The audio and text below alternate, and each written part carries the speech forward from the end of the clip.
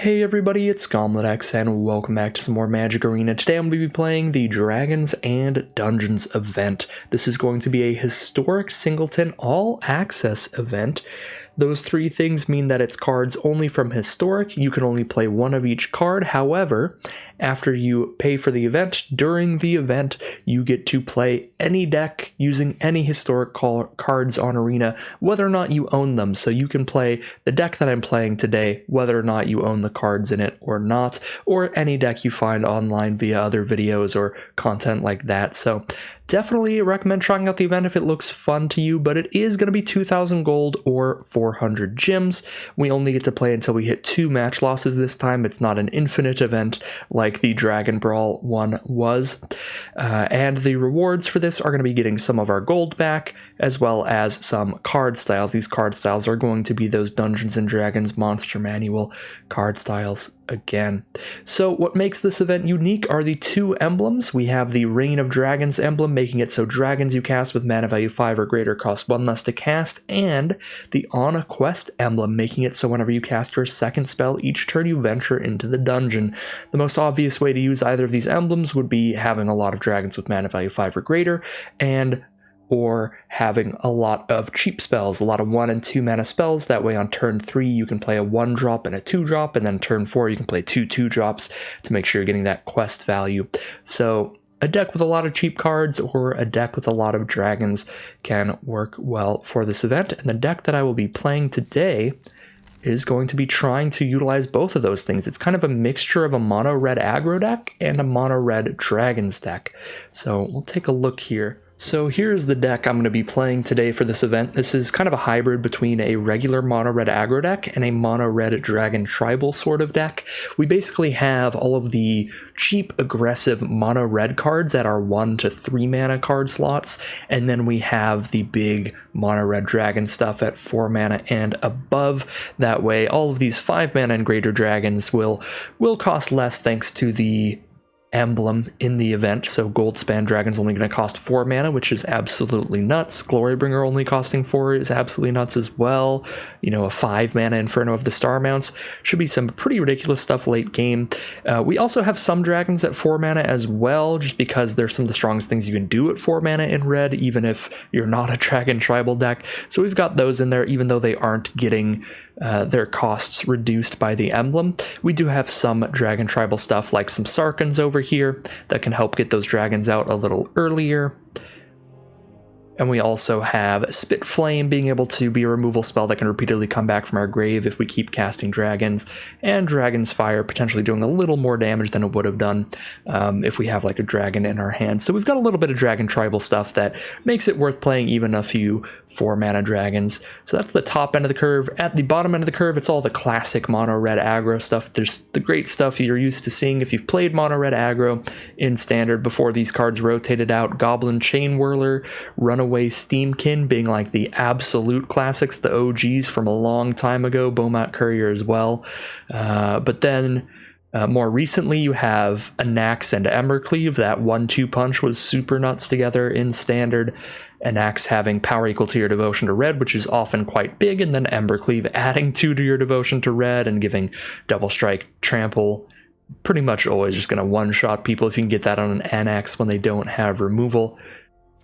And then we have Bone Crusher Giant and Rimrock Knight that can really make use of the dungeon delving emblem, because you get to cast 2 spells in 1 turn really cheaply. With Rimrock Knight, you just play that Boulder Rush during combat, drop the Rimrock Knight post-combat, and you've just cast 1 of the cards in your hand and only spent 3 mana on the turn, but still triggered that emblem, so that's pretty nice. Bone Crusher Giant, a little bit harder to do that. It would cost 5 mana to cast the adventure and the creature, but still a pretty good way. If you don't have enough cards in hand to play 2 spells in 1 turn, but you have enough mana, then drawing a Bone Crusher Giant can still trigger that emblem, so that's pretty cool.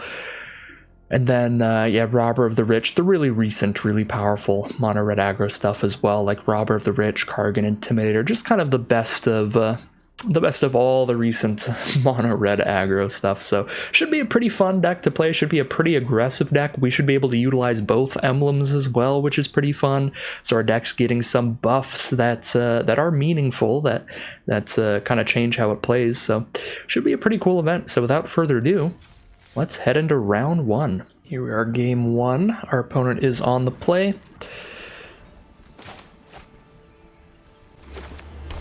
Not ideal for the aggro deck. Ooh, Rafine's Tower. A little scared there's some kind of Esper control thing going on, and we might get Wrath of Godded a few times. They might destroy all our creatures and stuff. Wow, I don't know what my opponent's playing. White, blue, black, and red. This is Historic Singleton, so it should be enough different from the regular Historic metagame that it's probably okay that I don't really have experience in Historic. But we'll find out soon enough. I like dropping Runaway Steamkin here, and next turn going for Kargan Immolator, or Kargan Intimidator holding up a Flame Blessed Bolt. That'll make the Steamkin a 3/3, which can easily attack into Geist Channeler, and it will trigger our adventure, our venture into the dungeon. No adventure there, just venture. Ooh, Pillar of Flame is the draw, so now I can cast 2 spells this turn without having to shoot their creature that won't die. Supreme Will. They're going to counter this creature unless we pay 2. Alright, you got it. Let's trigger our venture into the dungeon here and get a couple more damage off this, and I think I'm going to scry. We do need a 4th land pretty heavily. Bone Crusher Giant's a great card, but I think I have to scry that to the bottom in search of a land here. And we'll hit for 3 more. They're down to 15 now. They do look to be some kind of 4-color control deck, maybe. Raven's Warning is the play now. Get a 1/1 bird and gain 2 life. Next turn, when they deal damage to us with a flyer, they get to look at our hand and draw a card. Wow. I think it's probably going to be worth it to blow up that flyer, if possible. So I might Flame Blessed Bolt that. I could bolt that and get enough mana off of Steamkin to play one of these 4-drops, or the 5-drop, actually. We could play a Sarkhan here, which would be pretty nuts. Oh, undo. Trying to go to comment. There we go. That's always really stressful when that happens. When you click on your creature and Arena's like, yeah, you wanted to remove all the counters from it, right? So yeah, we're venturing into the dungeon again. We're popping a Sarkhan onto the board. We'll get a 1/1 chump blocker, or Treasure's good here too. I think I get a 1/1. That might be greedy, but I can cast Earthshaker counter next turn no matter what. And our board state is pretty dang good. Basically shut off their Raven's Warning. They're not drawing a card off that. What is the 3rd mode? They get something from their sideboard? Yeah, they get something from their sideboard on top of their library. Ooh, Narset might snipe Sarkhan here. They just have to discard a 2-mana card or better. Well, they discarded a Settle the Wreckage, so while Sarkhan is... Oh, alright. Our dragon token is dead. Sarkhan remains for now. Watch this! Do I chump here? No, I mean, if Sarkhan's still on the board at all, that's fine. We can just hit things with Sarkhan. Okay, so if I play Reckless Stormseeker, I've got 1, 2, 3, 4, 5, 6, 7, 8, 9, 10, 11 damage. That's not lethal, but it's still pretty good. I think it's worth it. We kind of let Sarkhan die here to put them to very close to dead. But is it worth not killing Narset to do that? 3, 6, 10, 11. Maybe not. Maybe it's still worth it to kill Narset, though. And then if it's worth it to kill Narset, we're already lowering the damage a lot, so we keep a 1/1 back. Although they're only hitting Sarkhan for 1 unless they play a trick. They're not going to have combat tricks in this deck. Yeah. I think we send everyone in, get Narset off the board, put them to 5. I think that's the plan. We're kind of just hoping they don't have a Wrath effect, and even if they have a Wrath, if it doesn't blow up Sarkhan as well, we'll be fine. We'll still have lethal if they have a Wrath that only blows up creatures, and they're going to scoop them up. If they did have a Wrath that would blow up everything on the board, that would be pretty bad for us. But we still have plans there as well. Obviously, it would just be Earthshaker Kenra until we draw land, but as soon as we hit another land, Townraiser Tyrant is a pretty big deal. Basically going to make them sacrifice a land because they don't have enough life to keep paying for it. And Thunderbreak Regent would be pretty nice to put on the board as well. Then even if they have like a targeted removal spell, we're dealing some damage to them. So I think we could find a way to close out the game even through a Wrath there. Just Kenra until we get the next land. We do have some pretty good stuff, so that'll be 1-0 to start it off. All right, 3 lands in hand. Might want to up the land count of this deck, potentially. But I'm definitely going to keep this hand.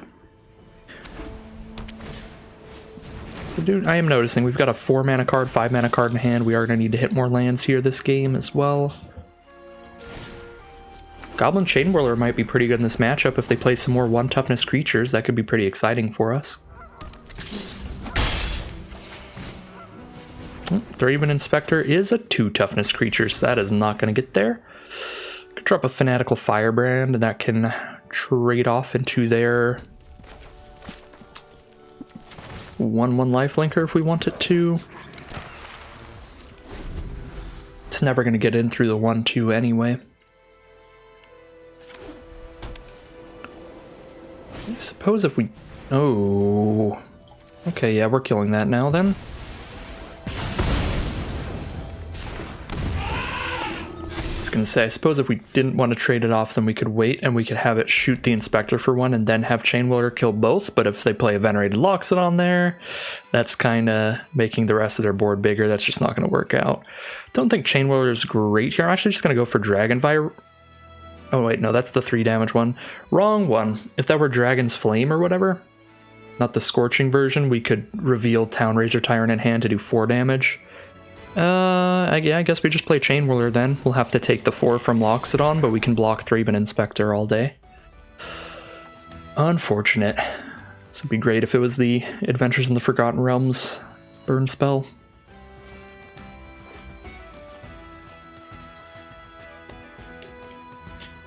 Townraiser Tyrant on their castle could be nice here. Force them to keep taking damage to keep that on board, because they do look like they're still just stuck on 3 mana for now. Basriket is a pretty big deal. Now they can attack with both creatures. We can't block well. And they got that before we had Dragonfire up to respond, so it's pretty brutal. It's not looking good for the dragons over here.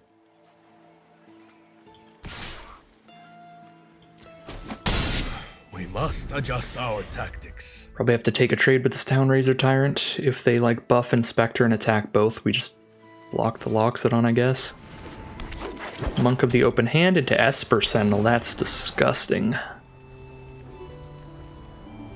Wow, it's really bad. Both our cards in hand are non-creature spells, so they'll draw extra cards when we cast them unless we pay mana equal to that Esper Sentinel's power.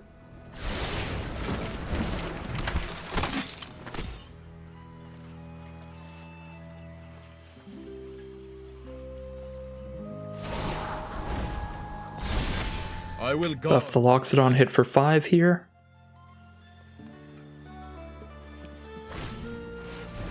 And Conclave Tribunal, Jesus Christ.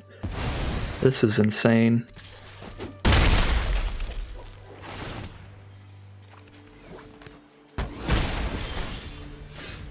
Yeah, we're not going to get anywhere with this stuff. 7 life. Make a dragon. Guess it's possible. It's just unlikely here. Freaking Esper Sentinel. God, I hate that card. Can pierce my scale. Magnificent!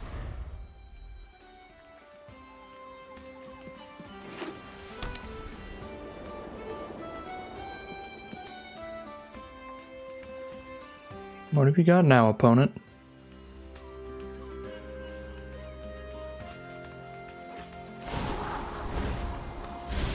Bosley just absolutely popping off. Make the S percentile bigger so we have to pay even more. And Unbreakable Formation off the top. GG. 1-1. Here we are now, game 3. Pretty great hand. Runaway Steamkin is always a heck of a time. Keep this. Not having a mountain here is rough. I think we actually just play Emberth first, so we know we can drop our 2-drop. That's our most important card, the Steamkin. Playing against a green deck here, starting with Gilded Goose, which can tap for a mana of any color, which could be a problem. Our opponent could be ramping like crazy. Still mono green so far, another forest from our opponent. They could use the goose to just spit out some food. It'll drop an Elysian Caryatid. So, more mana ramp that can play some big stuff for sure. Go ahead and bolt one of these mana dorks here and attack in. Seems fine to me. Want to keep them off their big cards. I think I'd rather bolt the Caryatid, because that can potentially tap for 2 later instead of just 1. And whenever we hit a land, we get to double spell, which is going to be powerful.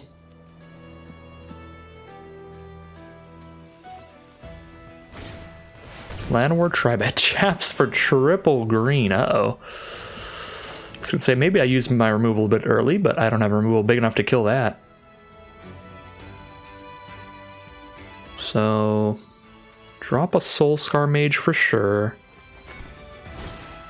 And it's between Intimidator or Robber of the Rich. Would I draw if I Robber of the Rich? I guess I would, but I can't attack into Llanowar Tribe with it. So we just play Intimidator.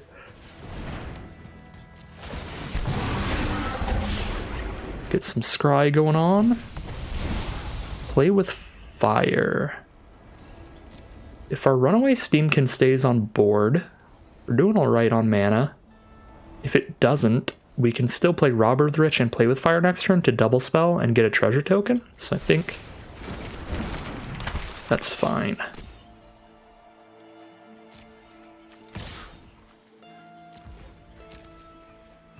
I guess I could even... Maybe I should have scried that to the bottom, because it could even get really aggressive here and just play Bone Crusher Giant.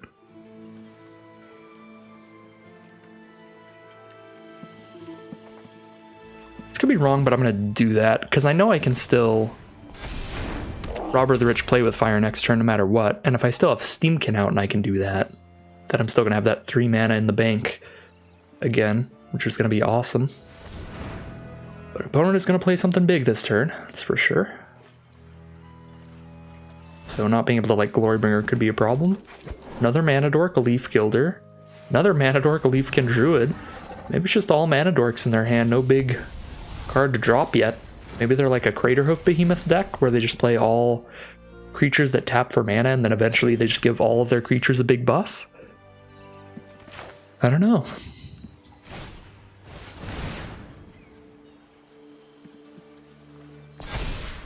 Definitely going to shoot the only blocker they have that could actually potentially kill one of my creatures, and then we'll attack in with everybody.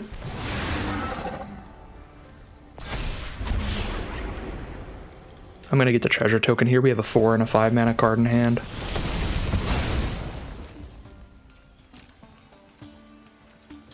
Attack all. They scryed to the top, so we're stealing whatever they wanted, which was a mountain. They are 2-color.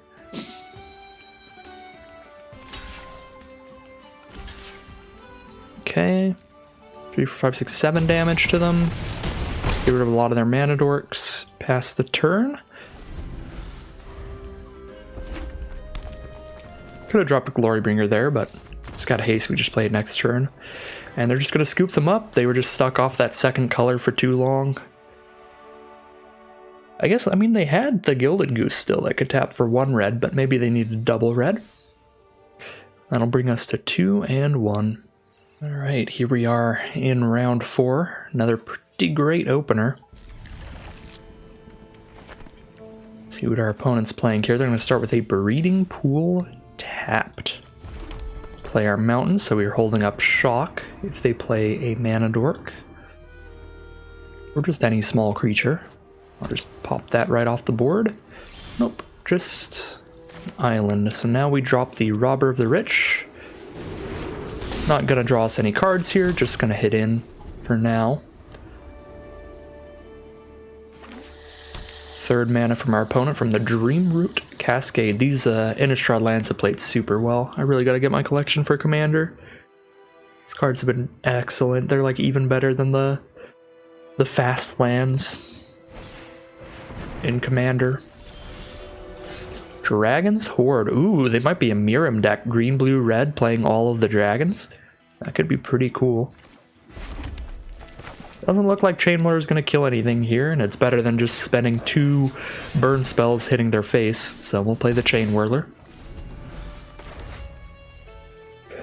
Got Atsushi next turn, or the removal spells if we need them. Hopefully we can just get out too fast for this deck. Yeah, they're really setting up for some explosive plays if they get the dragons. Uh-oh, and the Dragon Kami Reborn does gain them some life here while they exile those cards and get ready to flip this to the egg. Luckily for us, our Pillar of Flame can exile that egg without triggering its death trigger, so they won't be able to get the cards that they exile with a hatching counter, so we just need to make sure to save Pillar of Flame to deal with that.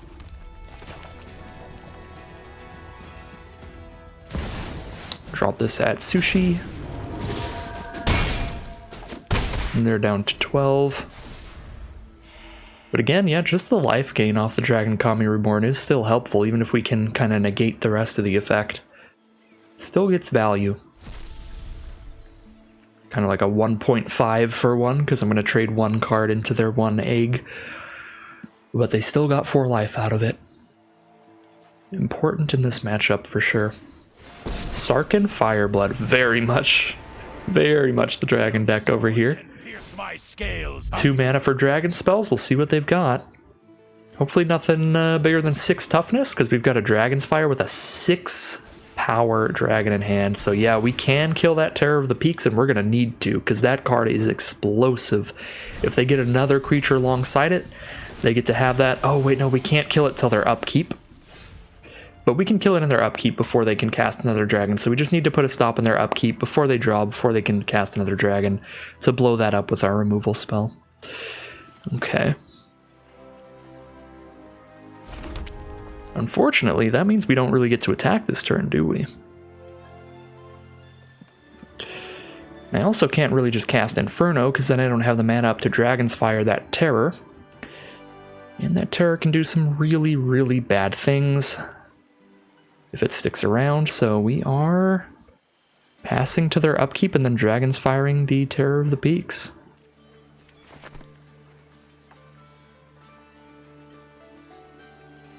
Yep. I know Jade Orb of Dragonkind definitely put in some work there.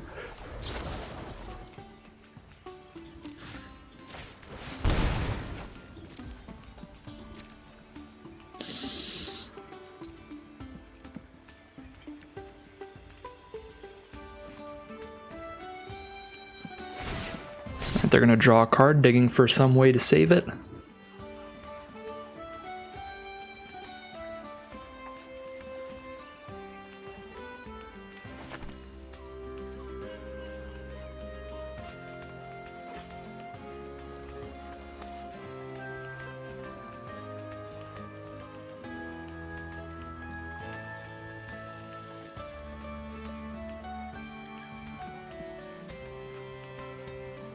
Alright, they're reading desperately through all 3 cards in their hand, looking for a solution to this. Maybe they have one. They're just trying to figure out how best to use it. Oh, looks like Terror of the Peaks is gone. Very good. Very nice.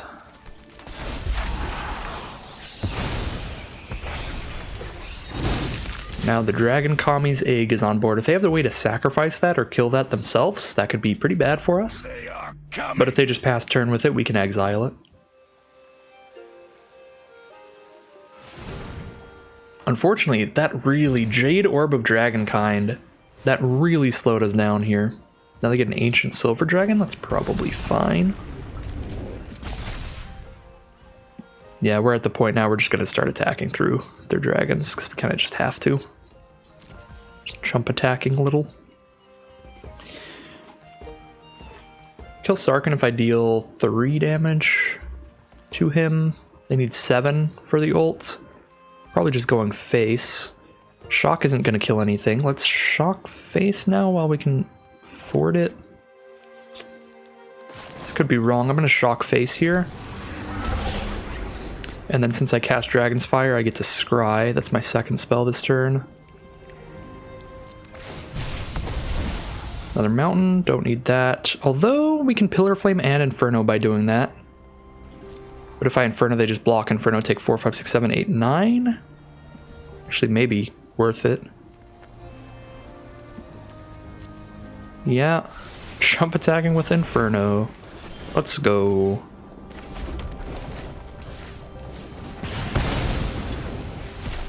Hit them for 9, they're down to 3. We've got a lot of cards we can top deck to just immediately deal 3 more damage to them. Get another creature out. Just trying to go wide around their dragons. We'll get a Fearsome Whelp from their deck. That's actually not bad in our deck. If our robber gets to attack again next turn, we can cast that, which it will get to because they have to block Inferno here. Alright, they're at 3 life. We have a lot of ways to find that last few damage. The most likely here is just going wide and then using Castle Embereth to give our board +1/+0. So if any 2 creatures get in, they're dead. So they're going to dig here, hit us with the Ancient Silver Dragon, and draw a D20 worth of cards, looking for Wrath effects. They draw... No. No. Oh, boy. The natural 1... They have a dragon board wipe here. They can untap the silver dragon. We can still go wide around that.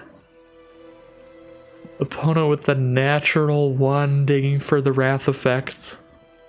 There are dragon Wrath effects that will like destroy all non-dragons or deal damage to all non-dragons that I would expect they're possibly running here. But if they just roll a 1 on their Ancient Silver Dragon's ability to draw cards, they don't get to dig very far for it.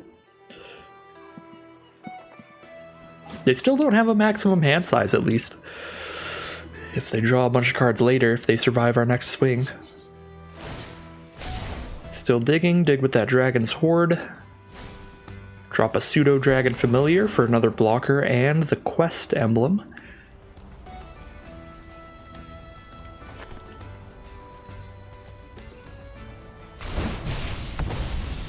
Lost Mine of Fandelver. That's pretty good. Shuts off one of our attackers next turn. Ooh, Ramunap Ruins. That probably wins us the game here. That was a really good draw. We get 1 creature in, so we hit them for 1 damage, then Ramunap Ruins hits them for the final point.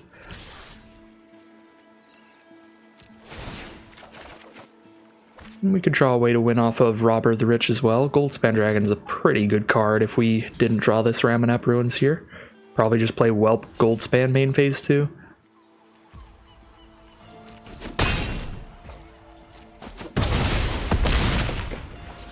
Ramunap Ruins, and 2 to each opponent.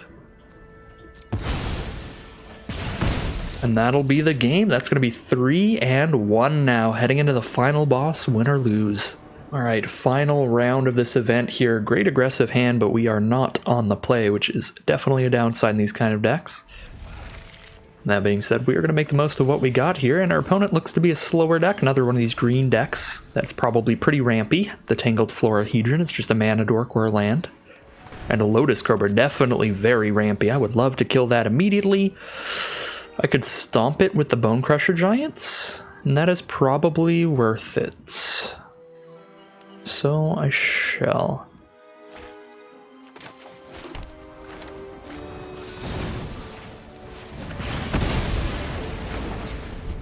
And then we have a Spit Flame up for their next mana dork.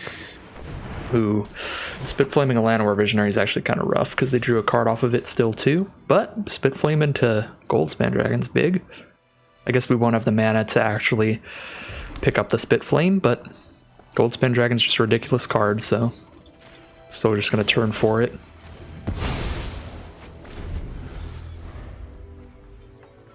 Yeah, we just keep them off doing like 5 and 6 mana nonsense on us.